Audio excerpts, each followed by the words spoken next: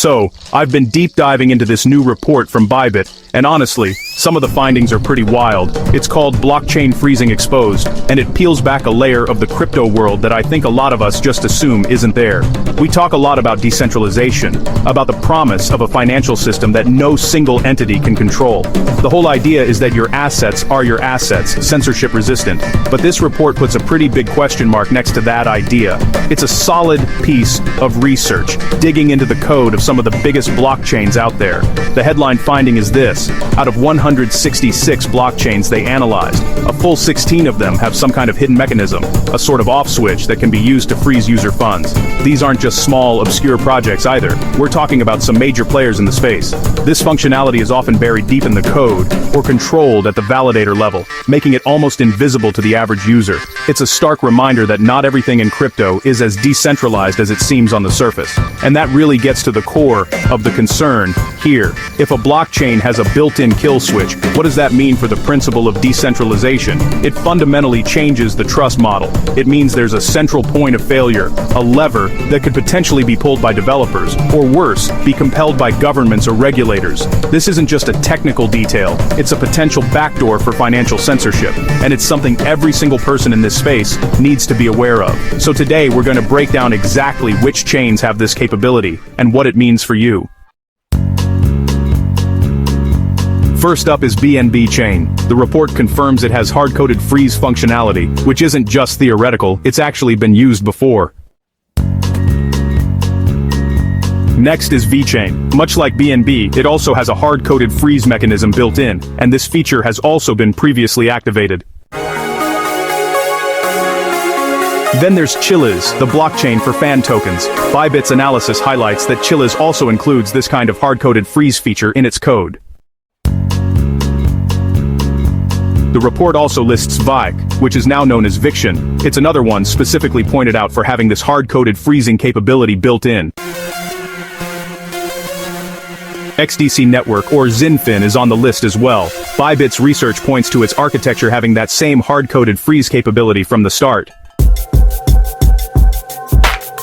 Now things get a bit different. With Sui, the freezing isn't hard-coded but validator-based. We actually saw this used during the Cetus incident. Aptos is in a similar boat. It uses validator and configuration-based freezing, and they later went a step further by adding a blacklist. EOS is another classic example flagged for this. Its governance model allows for configuration and validator-style freezing of accounts, a well-known feature.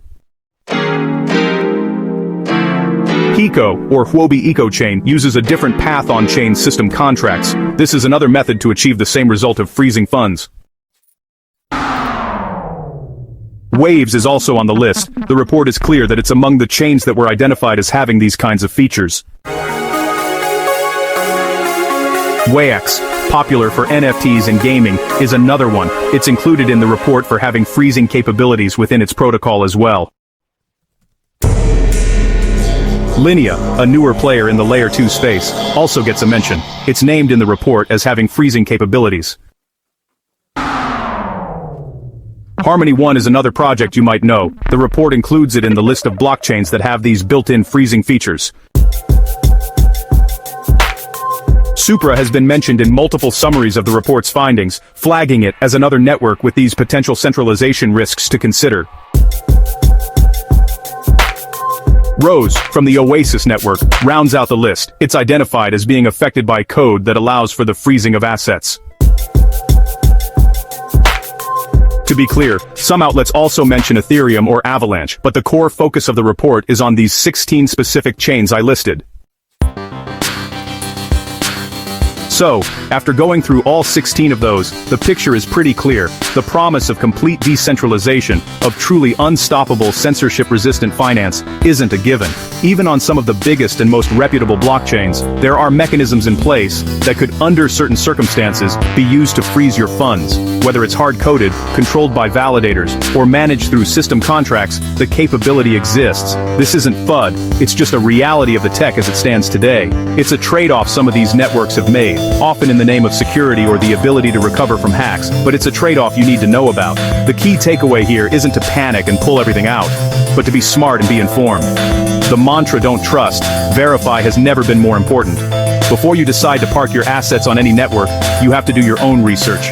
Look beyond the marketing hype and the price charts. Understand the governance model. Understand the consensus mechanism. And now, thanks to reports like this, understand if there's a hidden off switch that could put your funds at risk. Your financial sovereignty depends on the choices you make and the platforms you choose to trust. Ultimately, this is a conversation about the future of crypto.